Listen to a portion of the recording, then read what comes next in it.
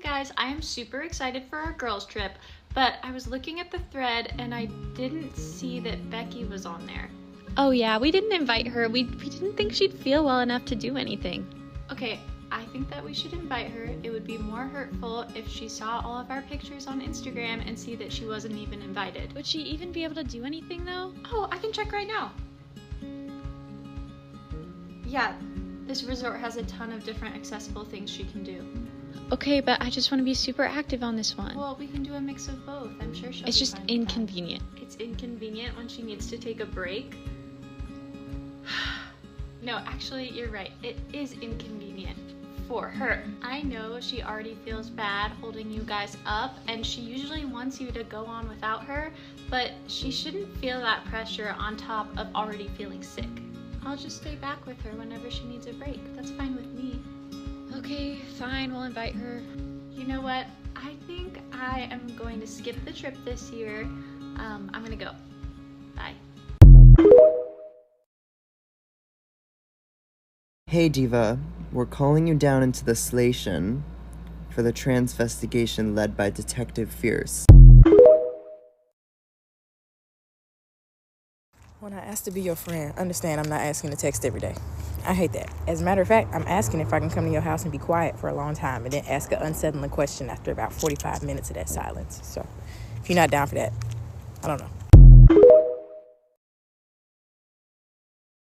We got some cool queer history news this week. A British museum has just announced that they're going to change the pronouns they use to refer to ancient Roman Emperor Elagabalus. The North Hertfordshire Museum is going to start using she/her pronouns to better frame Elagabalus as a trans woman. And this is a big deal because historically academic institutions have never wanted to label anyone from history, in particular ancient history, as transgender, homosexual, queer, because their argument is that these identities are modern constructs and it doesn't make sense to place modern constructs onto ancient people. Being cisgender or heterosexual, on the other hand, isn't considered a modern construct, which is why up until this point, Elagabalus has always been referred to using he/him pronouns. Despite the fact that we have texts from ancient Rome documenting Elagabalus wishing to be referred to using feminine language. By updating the language they use to refer to Elagabalus, the North Hertfordshire Museum is opening up a conversation about how we can frame the gender identity of historical figures that bucked the gender norms of their time, and in the process offer some trans representation in history, which can only be a good thing for trans people in the present. The East Coast is sinking, officially. It's probably fine that every time Taylor Swift uses her private jet, it emits more carbon in a single trip than your cars do in your entire lifetime. And she takes more than 200 trips a year, and that's just one wealthy person. It's probably fine, you guys. Capitalism already has some great solutions to rising sea levels, like these new floating electric billboards. Capitalism will solve climate change the same way it solved transit. Why sell one train to 290 people when you could sell 290 cars to 290 people? It just makes more sense, dum-dum. Capitalism breeds innovation, like how Amazon is forcing ads into your existing Prime Video subscription. And if you don't want ads like you've always had, that's going to cost you $2.99 a month. Don't worry about the fact that more than 70% of Canada is abnormally dry and the entire country is poised to have its worst wildfire season of all time. It is totally unaffected by private jet use, like this mass exodus from Arizona after the Super Bowl. There's no reason to worry about climate change. It's probably all made up anyway, it's probably just one big hoax. It's not like the government and oil industry has been suppressing scientific data since the 1970s. It's not like oil industry lobbyists have been identified as overtly and covertly supporting efforts to undermine and discredit the scientific consensus on global warming for decades. That's crazy. You know that Billie Eilish song that says, I don't know how to feel? That song. Not only can I not listen to it anymore, but I literally get so angry every time I hear it. And this is not directed at Billie Eilish herself.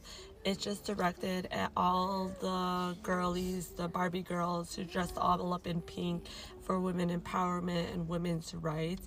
But where were those same Barbie girls, that same Barbie girl energy, when it came to Palestinian women being unalived?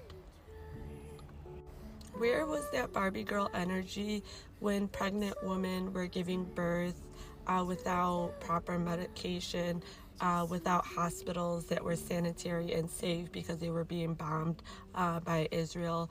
Where was that Barbie girl energy when Palestinian women did not have access to basic sanitary products during their menstrual cycles. I just need to understand why that care was limited, why it did not extend to Palestinian women. There is nothing more selfish and self-absorbed than white woman feminism, because it's the only form of advocacy I've seen that only looks inward and only looks at uplifting the individual self, whereas advocacy should be, and feminism should be, something that is intersectional and uplifts entire communities as opposed to just one individual person and individual people of certain ethnic backgrounds only. It is very difficult to hold my hands, close my eyes, and just breathe when those people cannot breathe under rubble.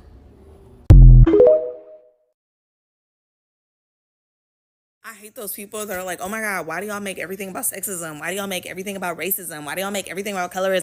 Because it is. It is. I'm sorry. I hate to wake you up, but it's time, baby. It's time. Come on. It has become painfully clear that none of you plan to ask me my favorite dinosaur, so I'll just tell you, it's the Carnotaurus. I love the Carnotaurus because at first it seems so badass. It's like a T-Rex with devil horns. That's so cool, right?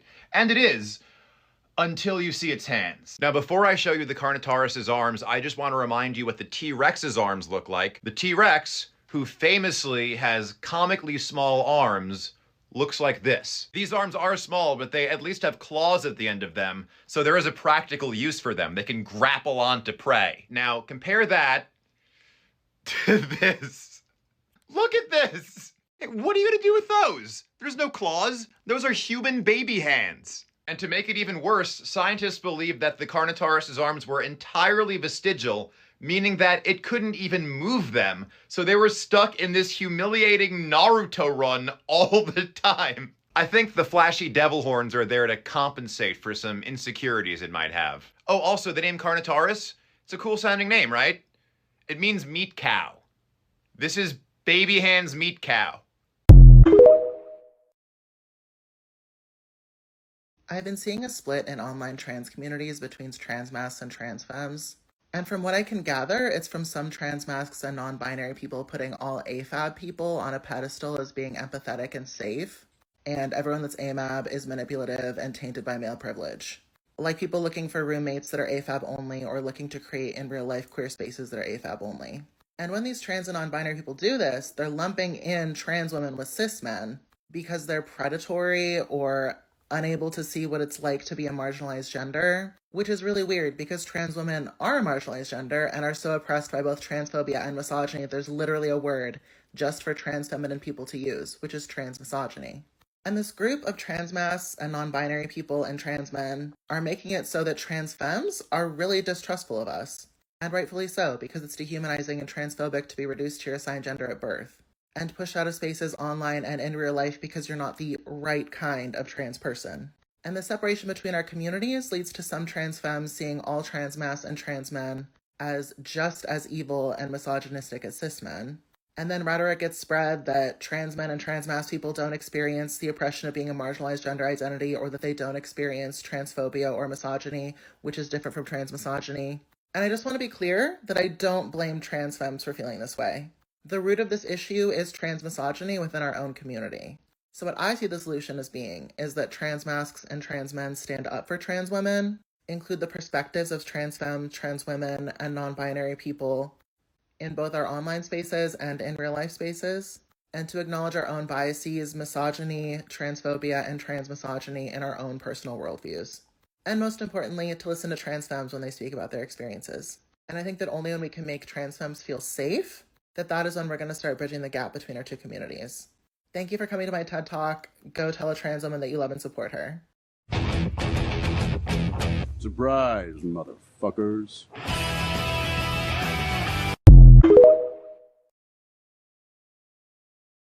Don't kiss boys at midnight. It's New Year's Eve, not New Year's Steve. Be a lesbian. This is how you write a headline. Senator Rafael Edward Cruz, who uses the preferred name Ted, has introduced a bill to limit the use of preferred names and pronouns. Once my brother got into a fist fight with a trans guy, and when he got sent to the principal's office, the principal kept going, "How dare you hit a woman?" And my brother got so offended on the trans guy's behalf that he got into a fight with the principal too. Now that I have your attention, we have to talk about the Kill the Gays bill in Uganda. It is as bad as it sounds. Last year, Uganda's parliament passed a bill allowing punishment up to the death penalty for queer people in the country. Because of that, a lot of queer people from Uganda's capital, Kampala, are fleeing to neighboring Kenya to get to a UN refugee camp. If you've seen my YouTube, you know I talk about this a lot over there. Across a couple different fundraising platforms, we've managed to raise about $100,000 altogether. This most recent GoFundMe has about 8K, and it's been paying for things like transportation, food, medicine. If you tap right here on my page, I have 3 ways that you can follow this story and get involved. The first is that I did an hour-long YouTube live stream with Emma, the leader of this entire organization, and she gives us a physical tour of the refugee camp and the people there. You'll get to hear a lot of people's personal stories and also see like the area that they built for themselves basically for protection at this camp. The second thing is the GoFundMe. If you have the means, we're hoping to raise about $500 in the next couple days to send over for HIV medication. And the third thing is Emma's Facebook page. If you use Facebook, she is able to post much more frequent updates than I am because she's literally on the ground there, right? So again, you'll see all 3 of these URLs if you just tap right here on my page. This is obviously a developing story. It's their daily lives, so I'll continue posting. Feel free to follow along. If you want older updates, there's already a bunch of videos up on my YouTube. Thank you in advance for your support.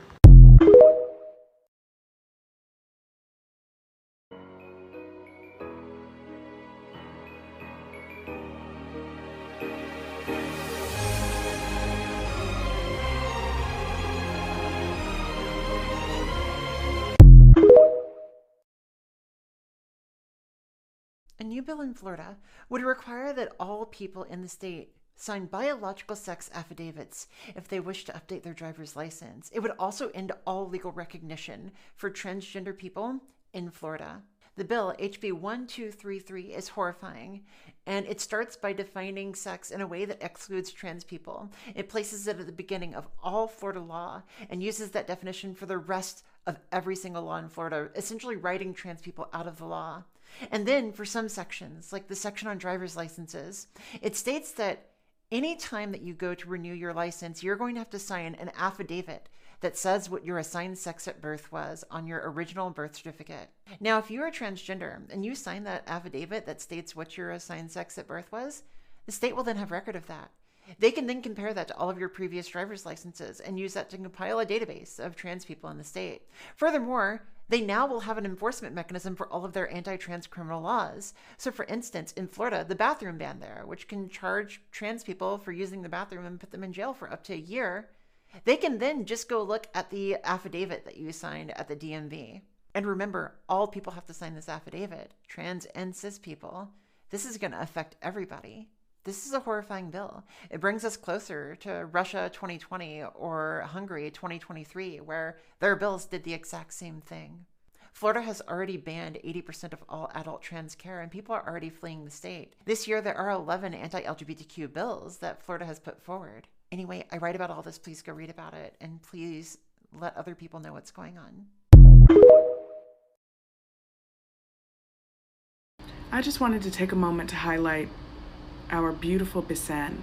I was just in her live and someone asked her what her life was like prior to October 7th, and she described that it was absolutely beautiful and that she was able to do everything she had always wanted to do. She was a content creator, she was a social justice activist speaking on important issues, she was a basketball player playing center, and when she began to speak about basketball, she began to cry because that was a very sensitive subject for her. The most sensitive is how she described it. And all the while, there was an unmanned warplane, louder than anything, buzzing in the background. And I want everyone to know that that is intentional. So on top of the occupation committing active genocide, kidnapping children, kidnapping babies, committing all sorts of war crimes, all sorts of atrocities, human rights violations. The warplanes that are constant in the background, the drones that they send in the middle of the night into people's homes, that is psychological warfare. That is to intentionally ensure that the people in Gaza do not have peace. That is intentional. And for Bisan to be as young as she is and still that powerful, she wiped her tears and began to report on what was happening today.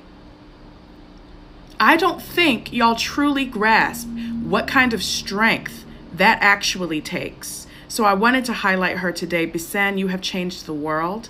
I want you to know that. I know that it was against your will. I know that this was forced upon you, but you will be in history books, my love. You have changed the world, and inshallah, you will be able to play basketball again soon, and you will have that life that was so beautiful to you back again. Okay, got it. Still sucks. I thought it was great. Have you been standing there the whole time? Mm-hmm. That's weird. I had no idea you were there.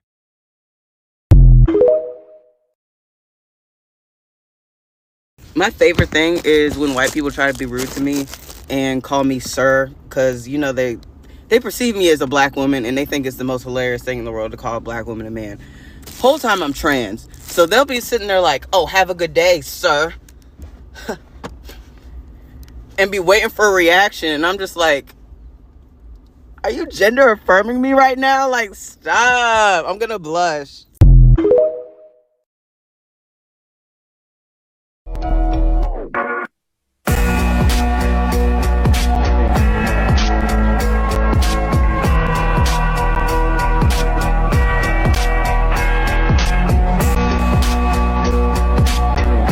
Kids can learn about racism as soon as the kids around them can start experiencing it. I can remember being in preschool and having my preschool teacher write notes to my parents condemning me for basically lying in the class, because when I brought a double-decker bus from our trip to London as my show and tell item, she said that I needed to stop lying because it wasn't feasible for me to have done that or gone there. Mind you, my dad was born in Manchester, England, and she continually berated me in class that I had a bad attitude. She gave me low grades and everything that she could because I was black. I was one of two black kids, and the other black girl just wouldn't talk because she was so afraid of running into that teacher. I can remember in first grade being disinvited to parties because one of the girls said that her mom said she couldn't have people that looked like me coming to their house, and the girl cried while she told me. So whether or not it's kids perpetuating it or kids being forced by their parents to perpetuate it, kids need to learn about race, racism, and genocide and all these things because it's happening to the other kids around them. The fear of looking ugly will ruin your life and steal your joy. One of the most common questions that I ever get is, how did you become so confident? And the truth is that it's not necessarily that there's anything that I've done, but it's just that I'm very comfortable with being ugly. I don't base, my value in beauty and other people's opinions of it. I know that I'm a good person and I have value regardless of what I look like at the time. One of the most impactful things in my young life was whenever I was in high school, I had a best friend who was very, very beautiful. But when someone would take a bad picture of her, instead of being like, ew, delete that, she would say, oh my God, that is so funny. Send that to me immediately. I'm gonna make it my profile picture. And then she would. And something about seeing someone so comfortable in not having to perform beauty, it changed my life. If I had one piece of advice that I could pass on, especially to young people these days, it would be to get more comfortable with the ugly parts of yourself. It makes life more fun and worth living. What? You're a liberal? Didn't Robespierre and Toussaint Louverture murder 100 more bajillion people? How could you be a liberal? Feudalism's the greatest system ever created. The clothes you're wearing were made by feudalism. The food you eat was made by feudalism. You know, liberalism, no windmill, no grinding mill for bread. How dare you use grinding mill for bread? Still call yourself a liberal. This is the end of history. This is the greatest economic system humanity will ever achieve. Look, feudal lord divides land. We work on land, pay taxes and crops. It's human nature. There's nothing better than this. Humans are inherently predisposed for working for a lord. How many are you talking about a world without kings? Are you crazy? a more equitable world. All men are created equal. Are you crazy? The class in which one's born with should be the class one dies in. That's human nature. That system sounds great on paper, but it just wouldn't work in real life. Stick with me on the logic on this one. If your job requires a college degree, you should be able to write off your student loan payments as a business expense the way CEOs write off their private jets and yachts for their job, which require neither. This video is about class consciousness and trying to do it in a way that doesn't devolve into class reductionism. Make it make sense. Only 8 people have 50% of the world's wealth, but I might be one of those 8 someday, so I don't think I should do anything about it. Think about it. 8 men have as much wealth as 3.6 billion people, but sure, single mothers on food stamps is the problem because some of y'all are so lost in the sauce of the myth of the welfare queen that y'all be pushing poverty pathology, doing the bootlicking of the man. None of your problems are because someone is on welfare. Unless you talking about the exploitation that placed them on welfare, then we talking about some problems. Other than that, you just victim blaming.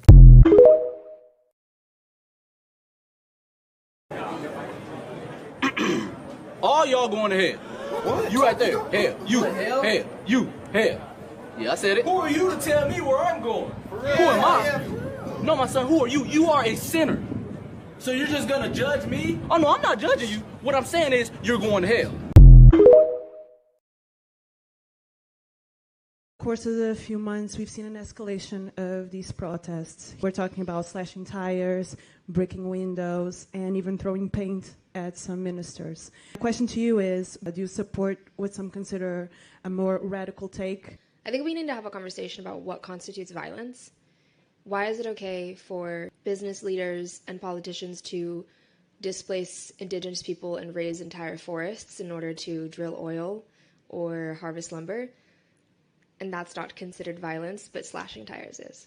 It's actually a very minor inconvenience for them. They have 5 cars. So I don't really want to fully answer the question because I do think we need a very radical approach to a very, very dire problem. If there's some things we can do that inconvenience politicians, that inconvenience business leaders, and let them know that we as a collective are not going to just lay down and die the way that we are on track for, 3 degrees of warming by 2100 means mass suffering. It could potentially mean the loss of hundreds of millions of lives. So I would like for those business leaders to be asked questions about the violence that they raise. I'm going to play 2 videos and I want you to put 2 and 2 together for me, please. Thank you. Here we go. I've been an ear doctor for 10 years now, and a significant amount of my African American patients, while I'm doing a history and physical to understand better what's going on with their problem today, they have someone on the phone. They're either just talking on the phone or they're on FaceTime, but a large percentage of my African American patients have someone that's there in the room. Eddie Bernice Johnson was the first nurse, the 3rd woman from Texas, and the first Black person from Dallas to serve in Congress. She died last week due to allegedly mismanagement of her care at a healthcare facility. The facility she was in was a rehabilitation facility where she had been sent after having had surgery on her spine. According to her family, when they went to visit her just a couple of weeks after her surgery, they found her sitting in her own feces and urine because no one had come to help get her cleaned up. Imagine where the incision might be if you had surgery on your lower spine. Now imagine if you are laying in a bed and you pee and you have a bowel movement, where all of that material might collect. Once you put 2 and 2 together, you won't be surprised to hear that she developed a wound infection that ultimately required her having another surgery to clean out the wound and remove the hardware and put new hardware into her spine. Ultimately, she was not able to recover.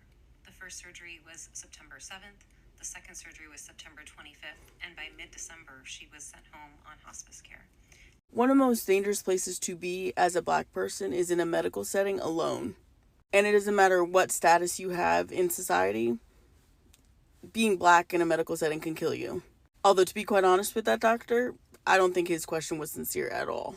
But anyways, I wanted to connect one more dot that disabled people have been trying to fucking scream to the rooftops about for years. The hospital system where she was, the rehab system, Baylor, Scott, and White, was bought out by private equity. It was bought out by private equity. Or as this article likes to call it, consolidated. Do you all get it yet?